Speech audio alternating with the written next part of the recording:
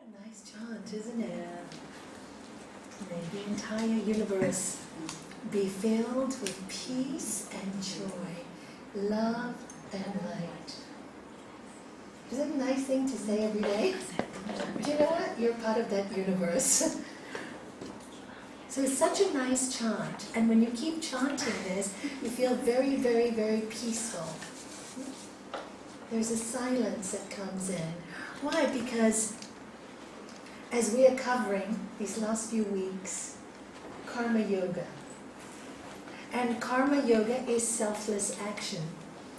Action that you do from the heart without expecting anything in return. And when you're praying like this or singing like this, you are singing from your heart. Make everybody be happy. Make all things be happy. The moment you say, we, all, it takes you away from I, me. Because most of the time, all our suffering comes from thinking, I need, I want, I have to have. Right? And it's so hard for us humans to break away from that. So hard. It doesn't mean that wanting things are not good for you. You have to have your goals and dreams. And so many yogis get confused. Oh, Nalanie, I'm a bad person. I never get detached because I have so many dreams. I said, well, if you didn't have a dream, you wouldn't be a human being, will you? If you don't have a dream, how are you going to fulfill it? You need to dream in order to fulfill. Spirituality doesn't mean take away your dreams. Fulfill everybody else's. I have to make everybody happy. But my dreams, I should be lost. I think this is a fallacy. Spirituality is everybody includes you. And if you are feeling low and you're not feeling happy because you are serving, oh, I'm serving everybody and then I'm left behind. Who looks after me? Better not to serve.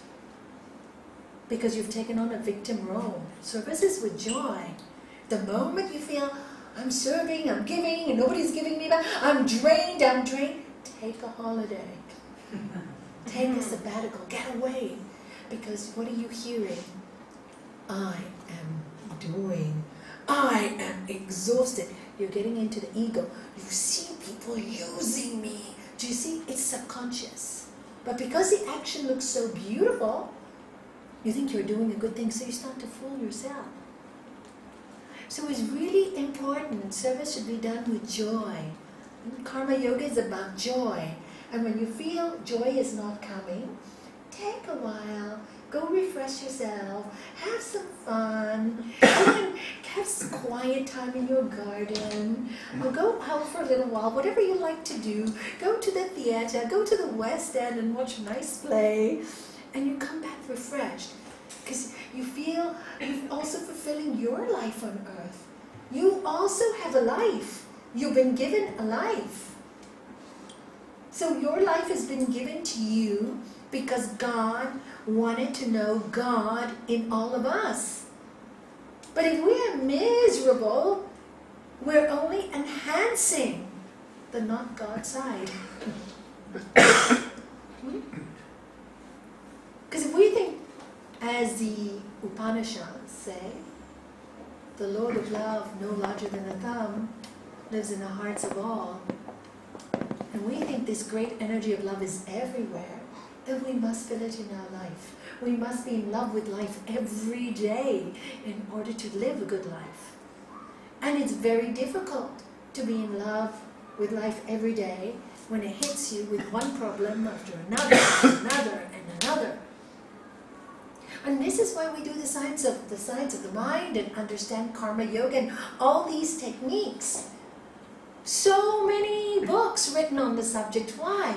Because it's so difficult to do. But once you start to understand your own peace, and that nobody can give it to you, and your own joy, nobody can give it to you but you. And the moment you feel, I'm a victim, you can never feel joy. You're a child of God. You're a child of the universe. You have no right to treat yourself as a victim. We have the right to treat ourselves as children of this divine love. And being children, then we're all brothers and sisters, right? So you all lift, we lift each other. And when you lift each other, it's so much more fun than putting people down.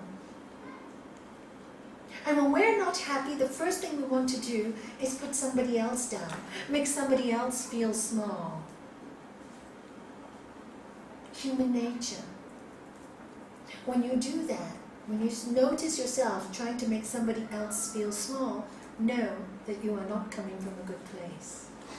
Fix yourself. Okay? So karma yoga is such a beautiful technique to live in the world because it works. When we live selflessly after we found ourselves, then there's great joy in everything you do. And there's no fear of pain or sorrow. You start to understand it's just normal. It's really normal. Fear and, sorrow comes to all of us. What can I say? And I wrote the wrong book. It's in my bedroom. Do you know it's the same cover as this? So, while we're waiting for Shanti, thank God for Shanti, a great soul who does selfless service without ever complaining. More and more and more. To just pure instrument through the practice over time is really becoming so natural to just love everyone. And that's so nice to see. The purity is so lovely to see, don't you think? Don't tell her I'm talking about her. Should I read today's reading from Buddha? Something good anyway, I'm sure. Yeah, but I don't want her to get big-headed also. People have a tendency when they get very good to get a little big-headed. No, she knows I love her dearly. Okay, this is today's reading from Sri Swami Satchidananda. No, this is the Golden Present. Oh yes, it's wonderful. Yeah? It's a wonderful book. And I'll read what he says today. Should I?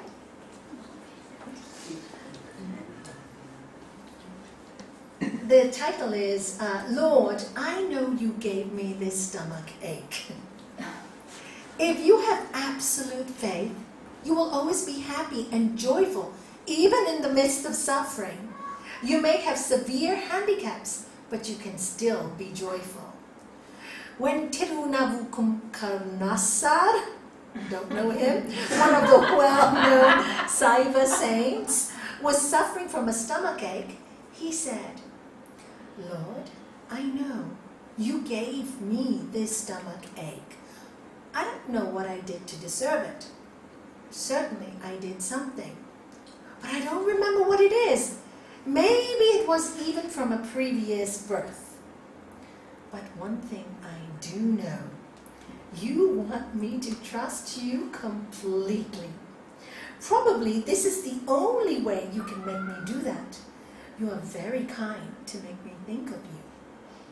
If you didn't love me, why would you even bother to give me this problem? You wouldn't even be thinking of me.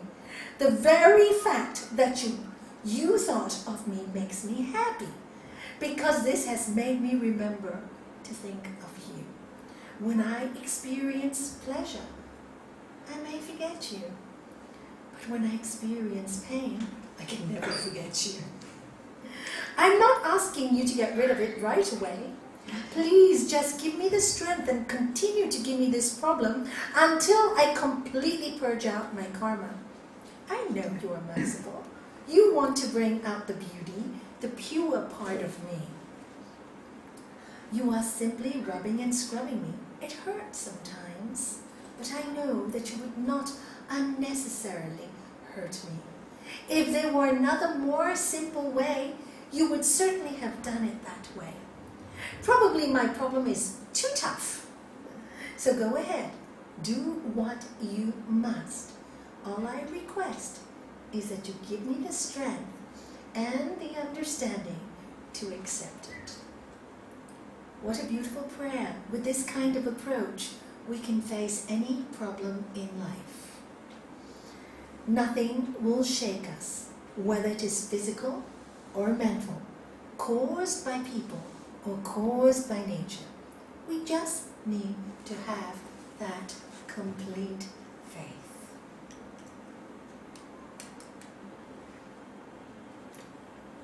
And that's hard to develop. But when you go through tough things in life, there's nothing else that can help you but your faith.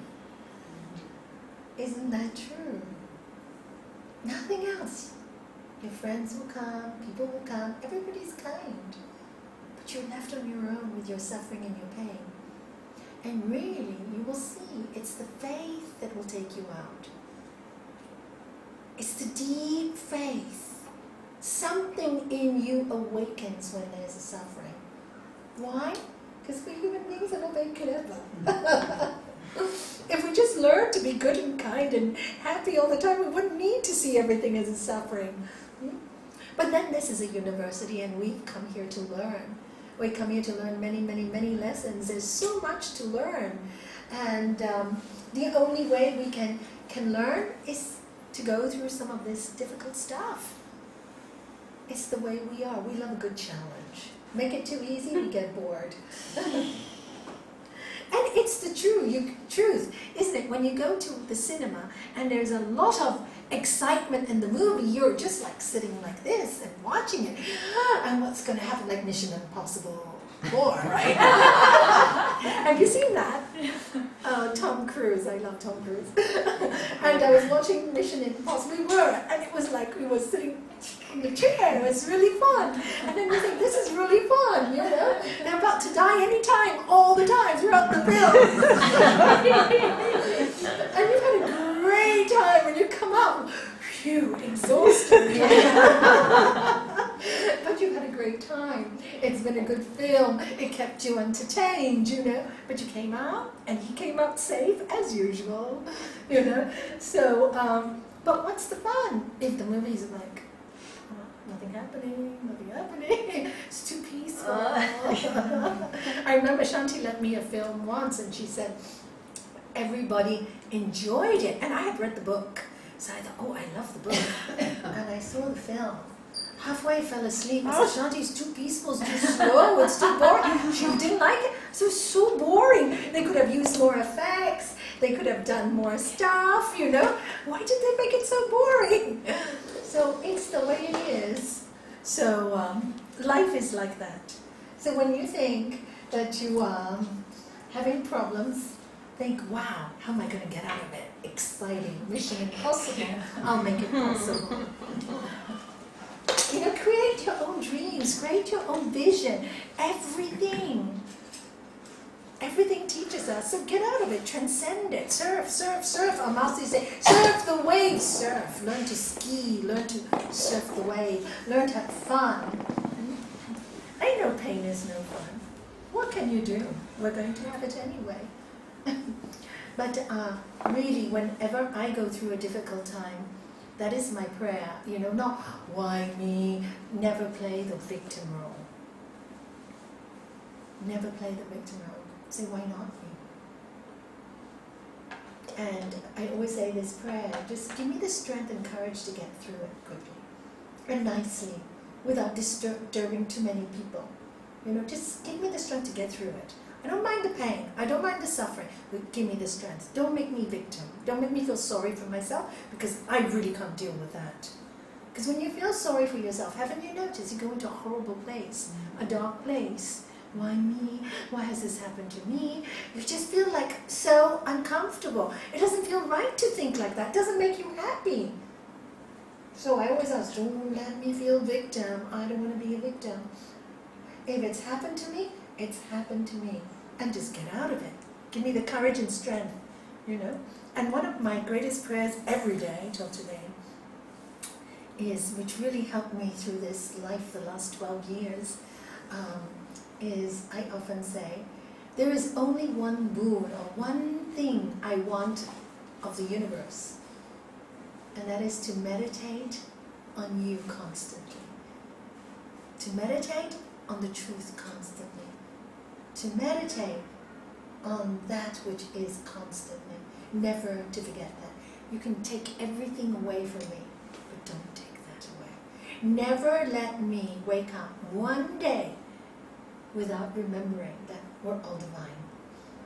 Never allow me to forget that. And that's one boon. And many times when you want things in life, right, we all desires, don't we? And then that desire takes you over and I go, all the desires can go away because they're not interesting, because I have tasted the real peace. And that boon, when I meditate on that universe every day, there is no peace that matches it on this earth. There isn't. And I think that's what we were born to feel, this peace. To get in touch with that peace. You know, and that can only be felt inside of you and inside of me. Each one can only feel it for themselves. So ask that you never forget to experience that peace within you. Because there's nothing more delicious than that. And don't worry about people. Love them anyway. Some will take away your peace and some will give you peace. But that's the movie. That's the movie. And sometimes you think it is Mission Impossible, but if you think of the movie, you'll get out of it. So, and that's the way to do it. Shanti, where am I on? Page 44, slokas 20. So this is Sri Krishna telling Arjuna, his disciple, how to deal with life, you know? And he says, sloka 20, did you say? Yeah. King Janak and many others reached perfection through Karma Yoga, the path of selfless action. In order to guide others, you too should follow this path of action. It says just because you're a spiritual person, don't think that you don't have to do anything. Look at King Janak. In the old Sanskrit history and everything, King Janak was a great king, very wealthy, had everything. But his whole life was based on selfless service. He loved his people, he looked after his country, he was great as a spiritual leader. People, saints, brought their own offspring to be initiated by King Janak. And he was a man of the world. And he said, and here he says is, you know, don't think that just because you have wealth you can't do this. You can even look at the great king who had all the material things, lived his life through Karma Yoga. He used his wealth to serve others. And selfless action. He thought of his people before himself. So he says, use this as an example. If you become an example like that, then you will encourage others to do that. Whatever a great person does is followed by others who set their standard by his or her example. Whatever a great person does. So here it's very clearly saying that it's really important to live by your example. In other words, walk your talk. And if you notice this to be true, because if you see the politicians are corrupt, the country will be corrupt. Isn't it true? All the way down. If you see the politician is good, the country will be good. Anywhere you go, you see the headmistress of the school, very interested in the growth of the child, that school will be elevated. You see the headmistress or headmaster of the school, interested only in the money will be elevated, but the children may not. You see it, if you just watch life, you will see that whatever great people do, others will do. Even if you look at all the stars, the Hollywood stars, they hold a great responsibility. Whatever they do, people imitate. So be really careful what you do. If you are great, you hold a lot of power in your hands. So I heard recently, somebody was telling me on the news the other day, I don't know who was it who told me this, said that Bill Gates said he would give 95% of his wealth to charity. Wow, I thought that was brilliant. They're also saying that they need GM modification to feed the media thing, so it's also confusing people with that, sorry. Yeah, well, I don't know about the GM, I can find out about that. But maybe, you know, the thing is, also when we get into very natural foods and whatnot, sometimes we lose our discretion, you know. I think we need to be very, like allopathic medicine and homeopathic medicine. You know, for example, without allopathic medicine, I can tell you, without surgery, I would not be here today. And that's only 7 weeks ago.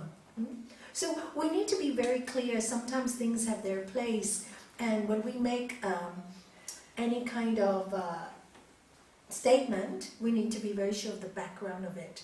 And I think this is really important because a lot of people recently have come to me with big problems, and I love the natural way, I love the natural way. But when it's so bad, sometimes by waiting, they've harmed themselves. I think the mixture of the two is beautiful. If you can prevent illness with all the natural means, and then sometimes that's why allopathic medicine is also created. So we need to be very careful. But it's really important, what's really important is to look at the intention. The intention. What is the intention? To save the world or to destroy the world? You know? And that is really important, intention. So what I'm saying is, whatever you do, if you're great, people will follow. Look at your family. How many people tell me my children are very bad-tempered, they scream all the time? I take the children and I give them, and they come and see me because the mothers say they've got ADHD or whatever they got, and the children come to me and they say, the mothers are shouting all the time. So I call the mother in, sit them both down. She says you were shouting all the time. No, I didn't shout it. Why did you say that? I said, you just done it. Quite proven. This poor child is shaking, saying her truth, and you're just, you know, we don't even notice. We don't even notice. You know, and I just say, you just done it. She didn't even notice. Didn't even notice. You see, sometimes we're so blind to our own faults that we give this impression that people, you know, I never did it, but look what you're doing. Look at your face in the mirror. Check it out. You know, children don't lie. They may be very naughty and make a lot of noise and give you, but they don't lie until they're taught to. And they follow example. So this is, all this is saying is, be an example. If you love truth, live your life truthfully. If you love non-violence, live a non-violent life. Follow what you love. Don't just talk. Don't you, isn't it true how many people talk to you and give you a bit of a headache and you go, I don't know why she's talking to me, because she doesn't follow her own advice. You get very irritated. Has that happened to you? Yeah. The other day my beautiful Shanti was sitting down and somebody was giving her a huge lecture about service and everything and doing this and doing that, and Shanti didn't know what to do, and I sat there listening and said, is Shanti going to defend herself? Oh, please tell me you did. This is not my battle, this is hers. But maybe she didn't have to. She knows she serves anyway. She felt the pain of it. She had to. I see her face, no? I did. You see, she felt the pain. She felt the lies. She felt the insecurity. But next morning, she comes to me and she says, I feel this is wrong. This person had no right to give me that advice when they do nothing. I said, good girl. It wasn't my battle. I love you both. I'm not interfering. Your battle. What are you going to do? What are you going to do? So now what are you going to do? You're feeling bad? You were uncomfortable the whole night? You're right. They did put you down. So what you going to do? I'm going to call this person, have a meeting, and sort it out. She did. And I felt so proud of her. Good one. I felt so proud of her. And she felt better. The other person also realized, you know, that you can't preach to somebody unless you do it. And to somebody like this, who meditates every single day, who doesn't stop. She's the only one student that I know that I have taught in my 20 years, that for the last 10 years, you meditate every single day. More, but it's okay. Is that right? It's more, but it doesn't matter. It's more. Oh, she's the only one. Only one. Out of thousands I've taught all over the world. She's the only one that's done it every single day, can rain or shine. Quite something. Yeah. It's quite something. There are some. I know there's others, but anyway, I'll keep quiet. I share rooms with lots of people I see. See, she'll only say the nicest things. But you give the example. You see, when you share a room, when we travel, people see her meditating, and when they feel guilty, so they do it. Sometimes I have to do behind the curtain not to wake anybody. Oh, we go, Shanti, now give us a different room. But this is the example, you see? The example makes somebody else wants to do it, you know? And what comes with that is, okay, it's a trust in you, who you are as a human being and what you are. And I think she needs to know who she is and what she is, the strength she's built up. And she proved that she had built up the strength by facing the problem immediately and sorting it out. She proved it to herself. Because ultimately, we all have to live with ourselves, the truth. And, you know, if she didn't feel the pain, there's no need to say anything, right? So if you don't feel the need, if Like it doesn't me. touch you, then No there's problem. no People need lecture to. me all the time, about da da da da da da da da, all the time. And thank you. I'll take what is. If I see that you do it, I'll take your advice. If I see you don't do it, I won't take your advice. Finish. Easy for me. In one ear, out the other ear. No problem. I don't mind. In fact, it makes me laugh. I said, you know, I really wish you would follow what you say. Don't you say that? Don't you say? Many times I do. And sometimes I don't, because just my look will make them know. Yeah, that's true. They just see my face and they know. I don't really have to say. They know. They just see my face. Sorry about that. So this is what it's saying here. So, and this is what you have to know about yourself, to be so straight with yourself. Arjuna, there's nothing in the three worlds, earth, astral or celestial, that I ought to do, nor anything for me to achieve, that I have not already achieved. Yet I continue to do things. Hear what Lord Krishna is saying. He's like this energy, this pure soul, come to earth in a human body.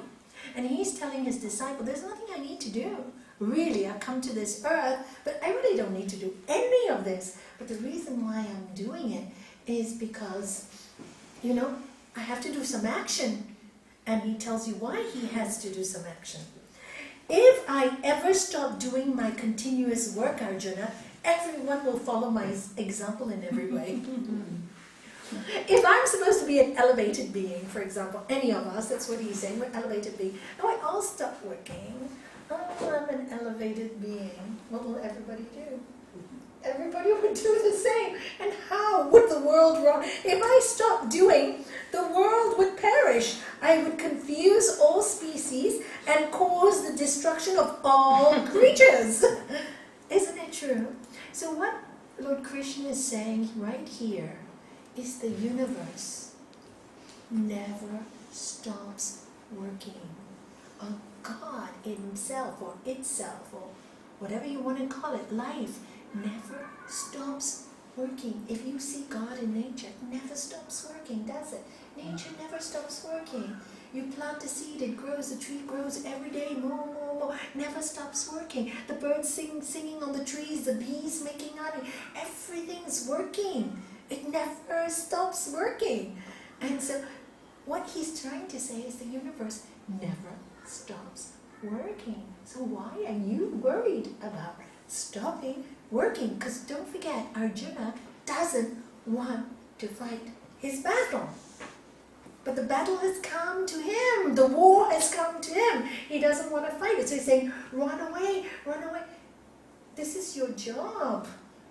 I know it's not a nice job, but it's your job. How should you do your job? Selflessly.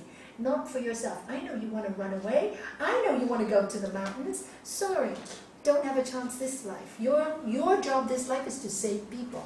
Save your nation. Whether you like it or not, you were born to save them. So stop complaining. You see? Sometimes we have a job, being a mother, being a wife, being a friend. You don't want to do a job. It's irritating. You have to look after people for so many days. But you're a mother, you're a wife, you're a friend, you're a husband, you're a lover, whatever you are. If you stop, if you stop doing your job because you just can't do it, it's difficult, then what will happen? Chaos will happen, right? Your children will fall apart, your family will fall apart, everything will fall apart. So this is what he's saying, that we all will perish. We have the creative power in us. So even though a job is unpleasant, use karma yoga as a tool to make it pleasant. So that's what he's giving us here. The unenlightened do things with attachment, wanting some results for themselves. An enlightened person does things with the same zeal, Arjuna, but without attachment, and thus guides others on the path of selfless actions. What he's saying here is that a person who's not enlightened will do things, but a person who's enlightened will also do things. The unenlightened person will do the thing wanting something in return.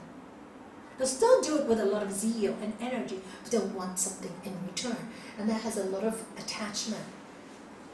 Because when you want something in return, you're very attached to it. It has to go my way. There's a control factor. But he says the enlightened one will do the same job, but there's no attachment. Just do it for the sake of it. There's a freedom in non-attachment. And that's the difference. I'll come to you right now, 2 seconds. It's again going back to the saying of Buddha. Before enlightenment, Chopping wood, collecting water. after enlightenment, Chopping wood, collecting water. okay? And I gave you, remember the story I gave you? You say what you're going to say and I'll give you the story again. Tell me what you were going to say. No, but in small things during the day, I think small actions of karma yoga is not so difficult. But I have difficulties when there's big dramas taking place. I can't help them stopping. Please, could you? It's just in small things. It's not like that. But when the big heavy things knock on the door, it comes out. Well, because you see, the gods love you so much. You can do the small things so well. Now they promoted you to harder stuff. Sorry. You just got a promotion. It gets tougher, doesn't it? But look, it may get tougher, but she's laughing. And she knows it's tough. She's admitting it's tough, and she's laughing. That means you have the strength to do it. That's the challenge. Every time you grow a little bit more, you build up your spiritual muscles. It's like if you go to the gym. Oh, this morning, we had Hatha yoga classes, and one woman came in. It's very gentle, my class in the morning. This woman came in, and she moved. Her body was in a lot of pain, and she left so happy. She said, I didn't even know I could move. Didn't she say that I could move this much? You know? I didn't even know I could move this much. So sometimes when we stretch ourselves a little, it's painful. Poor thing, I really was worried about her. She was in a lot of pain. But she was so happy she was being stretched to move more. And that's what happens. You stretched to build up the muscles. And I told her in 6 weeks you'll see the difference in your body. Take it slowly. So in 6 weeks, you'll see how brave you are. And then you'll be given a bigger job and a better job. We all want promotion, don't we? Better headaches and better headaches. Actually, it doesn't feel like headaches. It doesn't feel. This is the difference. It feels like joy after a while. When you get it. Because perhaps you are walking the path that you can have zeal towards in a job that you love and is doing good for others. But take the masses. Maybe we're in jobs that we don't particularly like. It's all finance or gambling or... Change it. How do you... Yeah, but the majority... There's not hundreds of jobs out there. So maybe there's people who don't, Well, how do you get the zeal? Businesses, that's what the problem is. Create new business. There's lots of things. Yeah, there's lots of ideas. But if you can't, and you're not smart, and you can't create those ideas, I was in the situation. myself many years ago. I'm 57 now, but I got married at 20, and I had to work at a job I didn't like for many years. The difference was I had this job with my husband in the shop, managing a shop. Never thought I'd be a shopkeeper in my life. I wanted to be an art therapist. But life puts you in places that you don't expect. It's the way it is. You don't expect it, and there it was. And we needed to make money to send our kids to school. So he needed my help because one staff less. And for 15 years, I worked for 23. But of the 23, for 15 years, I worked really hard with him. And all I did was, and Debbie will know those years, so she knows me then, yeah. We've known each other for a long time. And I was complaining, miserable, I don't like this job, the victim, what's happening in my life, I had such a good life in Hong Kong, victim mode. I don't like what I have to do, so I couldn't change it because I needed to make a living. But what I did was I needed something for me, so I used to work from 9 to 5 in the shop, take my 2 kids and give dance lessons, right? And took my 2 kids with me. They loved it. As a result, they learned to perform beautifully on stage, and etc., etc. So I thought, okay, at least I had something I love to do. But after 15 years, I didn't like myself being angry all the time. Do you know when you're not happy in a job, you think, I don't like who I am because I've become so bitter, so horrible, such a not nice person, complaining, worrying about money day and night, getting up you all know this, getting up in the middle of the night, we gotta pay the next school fees, and this horrible feeling. And I said, I can't do it anymore. So that's when I often tell the story. I said, I went home one afternoon from work, I sobbed my eyes out, and I said, there's a God, you'll show your face.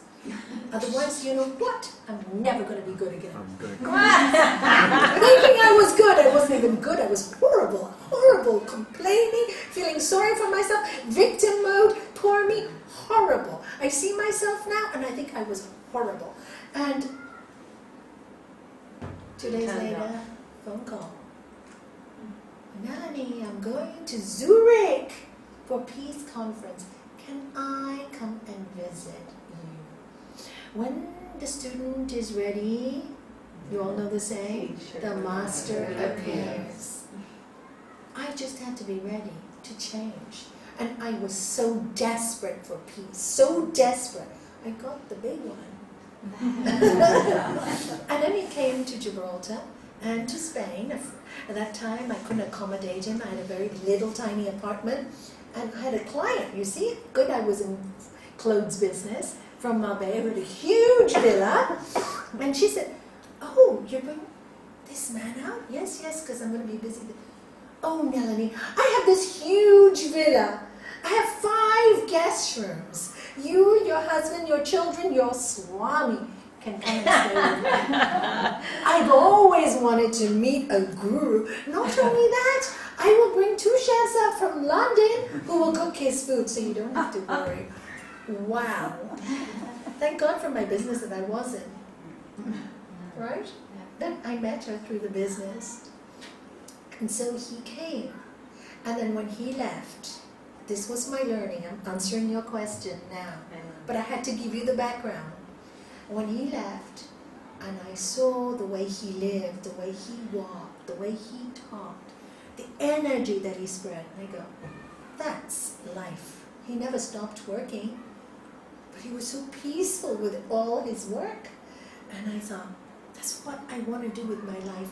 And I asked him, I said, now that you go, what am I going to do? I can't be the same person anymore. I can't go back into that shop. I can't work for money or work for all these things that I want anymore. I don't know if I want them anymore. I want this, what you got. And, and he says, no, Nalanie. All you have to do is purify your mind. Love everything you do. When you are ready, God will use you. So, I went home and I knew I had 2 things to do. 3 things. Meditate, clean this dirty mind up, so much anger, so much frustration, so much blame. Whew, what a lot of work. And the 3rd thing was love whatever I was given. And then I started to love my work. Change perception. Yeah, totally changed perception. And when my kids, 8 years later, I still worked in the shop, but I really got to love it. I really got to love it. But then there was another calling. My kids had gone to university. I wasn't needed. I wasn't needed for money anymore. So I did my duty as a mother and a wife. Now I felt I can serve the world. And that's when I left the business. And I told my husband, sorry, I'm not interested in money. I'm interested in souls. I'm interested in saving my own soul too. I love this piece. And ever since then I got looked after. So what I'm trying to tell you is, of course we all have battles. But if you just start to do what he told me to do, I just took his advice and it worked. And so many people ask me this question today. I don't like what I'm doing, but if I leave my job, there's no other job. What am I going to say? It's stupid to leave your job because then you have a second worry. No job, how are you going to feed your family? More headaches. So stay here. Start to just be grateful for what you do have. It's not ideal. It's not perfect. But you can't do anything else at the moment. And wait. Something will come. And I've seen it happen so many times. But many times people lose faith in themselves. They get a little impatient. And this is the problem. Other times, I see people stay in a job, love it. Grow to love it. They actually accept it. Then an opportunity comes to them. A good opportunity. And they'll come, oh, Nalanie, I've grown to love my job now. I no longer don't like it. But this opportunity has come. I said, wow! Perfect, what you always wanted. But I'm not so sure I want to take it. Now I'm secure. Now I'm comfortable. I said, are you crazy? This is a gift to you. Be brave. Leave this one and take that one. It's come to you. It's a job. You love it. Why are you saying no? I said, comfort zone. I said, you've been waiting for years for this. And now you've earned it. It's your destiny to be great. This is, yes, it's bring out more work from you in the sense that you have to be more creative, but you need to be more creative. I said, otherwise 5 years down the road, you'll come to me depressed because you haven't been creative. You're too old to be creative. You're young now. Isn't that odd, human nature? They cried for it. It comes and they're scared. You can never make human beings happy. So this is the mind. You see, so the Gita, when you read the Gita, you go, oh my God, it's so true of today's world. We haven't changed much. So these are tools that still work in today's world. The qualities of nature, calmness, restlessness, inertia, do all that is done. But because the mind is clouded by ego, a person thinks, I am the doer. So this is Sloka 27. Did you read 26? Did I leave it You out? left it out. Oh, this is my favorite. How could I I was leave going to say it stars out? here, I can't leave it out. Yes, sorry, go back one page. A wise person will not disturb the mind of of an unwise person who is still attached to the fruits of his or her actions. But by continuously performing perfect selfless actions, the wise person influences others in all they do. A wise person will not disturb the mind of an unwise person. Now, many people, sometimes when they get some wisdom, you get a little yoga knowledge, you get a little clever, you meet a friend of yours who has no knowledge about spirituality. And they are doing what they do. And then you go and lecture them. Oh, you should be doing this, and you should be doing that, and don't you know, you should go to yoga and listen to these talks. And I said, please don't do that. Don't disturb, because they're not ready to take your information. But instead, if you want to influence someone, do it by example. Again, walk your talk. If they see that you are wise and they see your example, automatically, after a while, oh, Kamala, what have you been doing recently? You look far more peaceful. You must be doing something. Let's find out what she's doing. Do you see, naturally, the person will go and find out, what are you doing different? You look happy. They'll want your company, and then they'll ask you for advice. You look calm. I can ask you for advice because I feel you'll be neutral. I feel you'll be calm. I see you live such a good life. I see that all your work is to serve others. And then you will take the advice of such a person and you will learn. You will learn. And that's how we should all be. So when you're wise, don't go and tell other people they're unwise. The last thing you want to do. Alright? They will come to you when they need you. You don't have to force yourself on anyone. And you shouldn't. This knowledge is very difficult. Not everybody can do it. You know?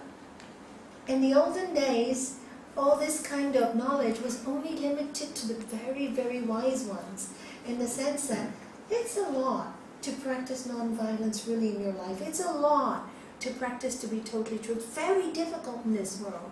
And these people who wrote these great scriptures knew that.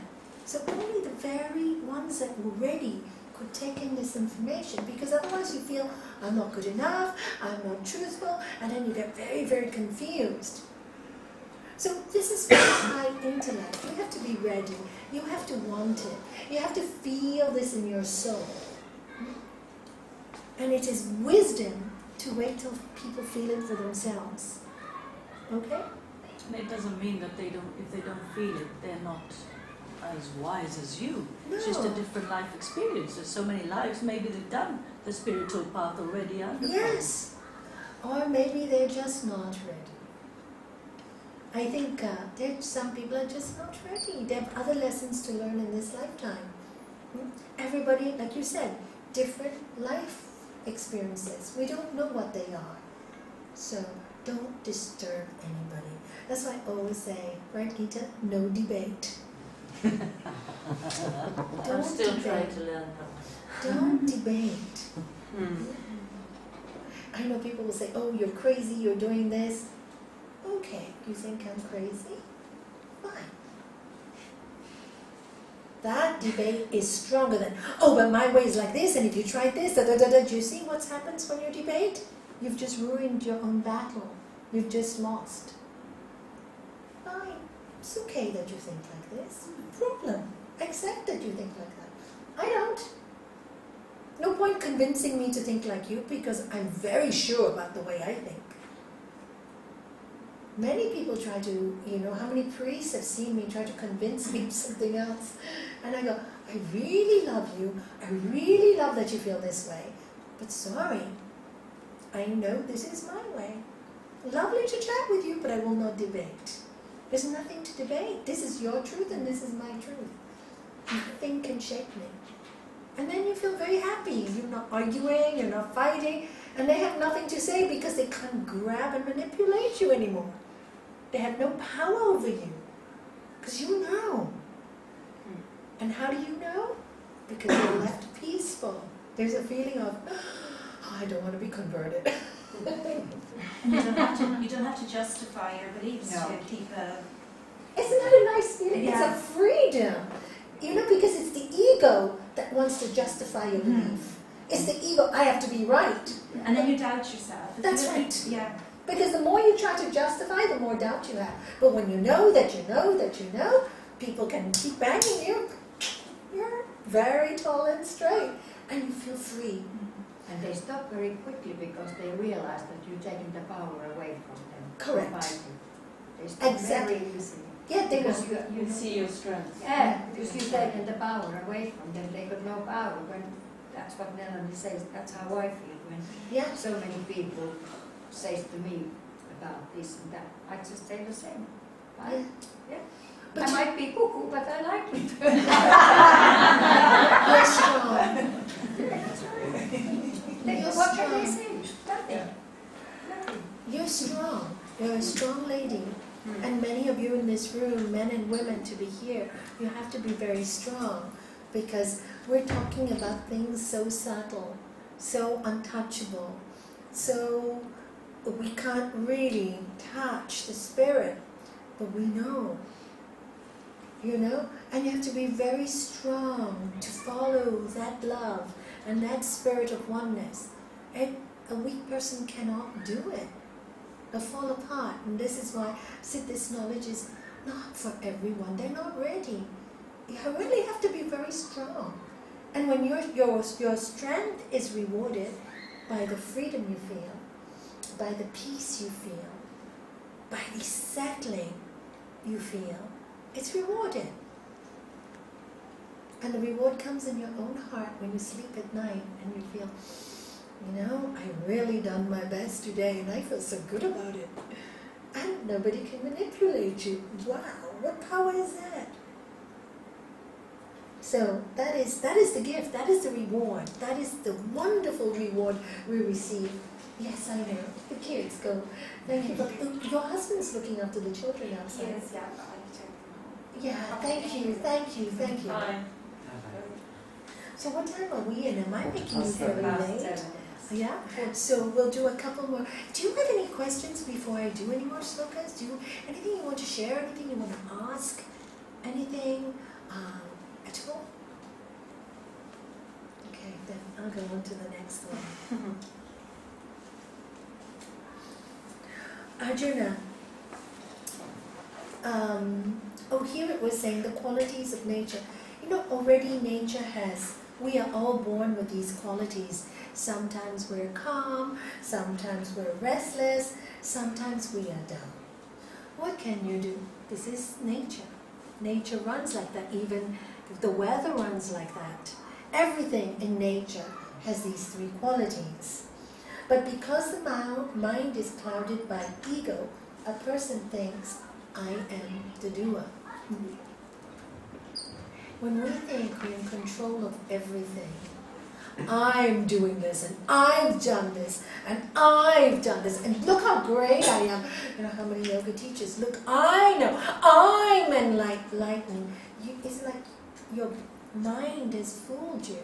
You think you are doing it? Think again. Who brought you to this body?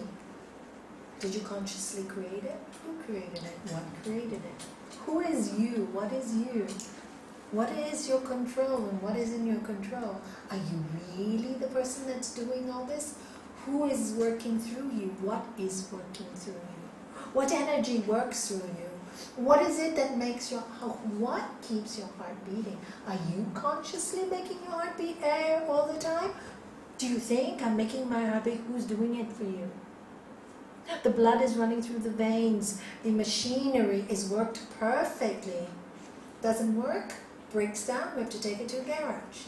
But who is making it work? How is it working? You think you're doing it? Think again. Try Think and stop again. breathing, no? Try and stop breathing? You can't. You'll die. Unless you're one of these great yogis who practice the siddhi of it. So that's what it's saying. Think again. Who is doing it? Arjuna, one may intuit the relationship between nature's qualities and action. Whoever does so knows that nature, as the senses, merely abides with nature, as the sense objects. He identifies with neither, and thus does not become entangled. This is a bit of a mouthful. So, once you understand the way nature works, once you get the feeling, you into it, you know this is the way nature works. You won't get so attached to everything. You don't take things so personal. You become a little detached, even from your body and your illnesses. This is the way nature works. Yeah? This is the way nature keeps working. This is the qualities of nature. And then you don't feel suffocated by all these problems that come to you. You don't, because it's not personal, it's the way nature is, it's the field. It's like when you go into a university or school, you know you have to study. If you don't study, you'll fail. So you know when you go into nature, there's certain things that are going to happen. If you don't help yourself, then you'll suffer those consequences. And if you do, you won't. You just won't get so bothered. You won't get so tangled and make it into a super drama, as most people do, and make it a huge drama and get yourself. You'll just watch it all and you become a little detached. Once you start to understand nature, it just works by itself. And people who work with nature know this naturally. People who work in gardeners, you meet many gardeners, they're very, very spiritual. Why? People who work with animals, they learn a lot about intuition. Why? Because they're communicating in the silent realm. And they get to learn so much. My friend here, Debbie, through her dogs, I remember, she has developed such an incredible intuition and developed such a spiritual nature through communication with her animals. And because of that, her life is always creating new things. She does a lot of, her own stuff, always changing, always learning new things to make better things available for people. And all came through her intuition. When you know people for a long time, you see how they grow through her communication with the subtle fields. People think animals, they talk to us on a different level, like your Mimi. So, and people like that, you see, understand these concepts much easier because they're used to working on a subtle field. It's easier for them. And because they're working with nature. And these are the qualities, of nature. These are the qualities of animals. This is the quality of a human being. These are the qualities. Sometimes we're restless. Don't get angry with yourself if you're restless. Go for a nice jog. Go for a walk. When you feel bored and, so many people say, I have so much energy, don't want to. I said, do you want to go for a little jog? Go for a little walk. Use up your energy. Sometimes you're restless. Don't get into mischief. Don't do the wrong thing. The energy, use it for good. Do something good. You have so much energy. Go to the hospital. See if they need help. Just go. And then sometimes you are so, I really don't feel like doing anything. And if you really worked hard, 1 week, 2 weeks, why not? Have a lazy day. You deserve it. Why feel so guilty? Once a lady came to me, oh Nalanie, I feel so horrible. I spent the whole day in bed. I said, great. But Nalanie, you said we shouldn't be lazy. I never said you should rest. You work so hard. You think so much. Very nice. You had a couch potato day, watch TV, don't think so much, and it will do you a world of good. Don't get so angry with yourself just because you had a lazy day. You really deserve it. She was so happy. Just telling her she deserved it. I can enjoy the rest of my day then. I said, yes, it's only half the day gone. It was 3 o'clock in the afternoon, I think she called me. Really angry with herself. And the next time she saw me, she said, I was so enjoying my lazy day that I switched off my TV and I just felt like meditating. You see, when you allow yourself, you don't fight with yourself because this is the quality of nature. And you enjoy it. I'm having a lazy day. Wow. And it's quite a nice feeling because now you can really be in your lazy day without feeling guilty. Do you see what I'm saying here? But we get very attached to these things and then we confuse ourselves. What can you do? Have a nice lazy day. I love them when they come. They're really great. So, you see, this is what it's saying. Just into it. This is nature. This is the way it is. Don't keep judging. Don't keep using your mind all the time and battering yourself. See you, Amparo. Nice to see you. So that's what it means here. And I'll finish on that note today because it's getting late and we have Shanti's class at 8. It's the understanding we have of a lazy day, which maybe should be a day of rest rather than a lazy day. Yeah, resting. Oh, Yeah. you know you got Or the lazy recharge song? and Or to- to create space for new ideas. Yeah. Do you know the lazy song by Bruno Mars? Yeah, do you know it? Yeah, I think I've heard it. Anything, yeah. Yes, today I Have you got seen to the go. video, yeah? About the monkeys. There's nothing else. Yes. Yeah. Don't pick up the phone. Ain't got time for the phone. There was always one day a rest. The Bible says that Sunday should be a rest day. Yeah. It says it in the Bible. But you know, but rest is really nice when you're at rest and you enjoy it. But many people don't rest. When they rest, they have too many thoughts. Yeah, they feel guilty. They really don't rest. Rest means no computer, go out on the fields, go for a walk, go out for a nice lunch if you want to. If not, just relax. Take a nice book and say, oh, I'm really going to enjoy this day. You know, when you do that, the day goes like this. Oh my God, and you haven't been lazy. You haven't been lazy, you've just gone. You know? Yeah. I used to when my husband was alive. Now I don't need to do this because obviously I have many quiet hours on my own. I used to tell him every few weeks to leave me. We used to have an apartment in Kalahonda. I used to live in Gibraltar, and I say, do you mind giving me 24 hours on my own? He said, what will you do? There's no TV, there's nothing. I said, really, just trust me. I will be very happy to have nothing to do for 24 hours. And you know, I would be up like he'd leave me by 10 o'clock on a Sunday night. He said he'll pick me up the next evening after work. And I get up like 4 o'clock, 5 o'clock. And I don't know, walk by the beach, look out, just sit and chant. And oh my God, it's 7 o'clock in the evening already and I haven't even started. You know, I remember, I haven't eaten, and he's going to come pick me up in an hour. And I haven't even had my day of quiet yet. Do you know? Because there was so much in that quiet day that it felt so full. And then I understood action in action. Although I was doing really nothing, there was so much joy coming through me. I needed that time. Me, my God, the conversations with God, as Neil MacDonald once would say, right? Having my conversations, whether it's God, whether it's myself, who cares? They made me feel rich. I felt so rich walking by the sea, up and down, looking out, just doing this all day. It was busy.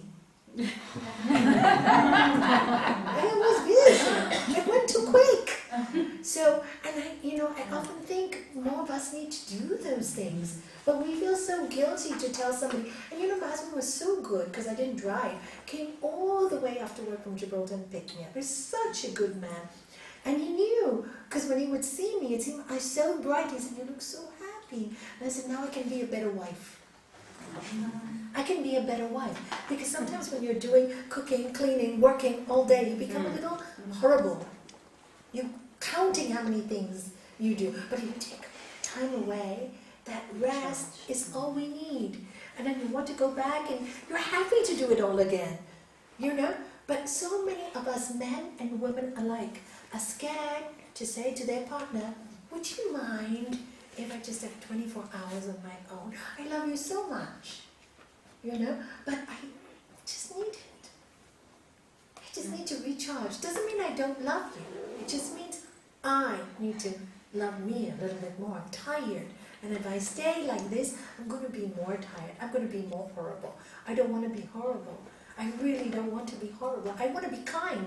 So if I have that rest, I will be more kind when I come home. And you do that. And it worked perfectly with our marriage. It was so good. And then I got a bit more brave. I'm going for here. I'm going this. And in the end, I didn't even have to tell him. I just say, I'm going. And he's fine. You know? He understood this was my medicine.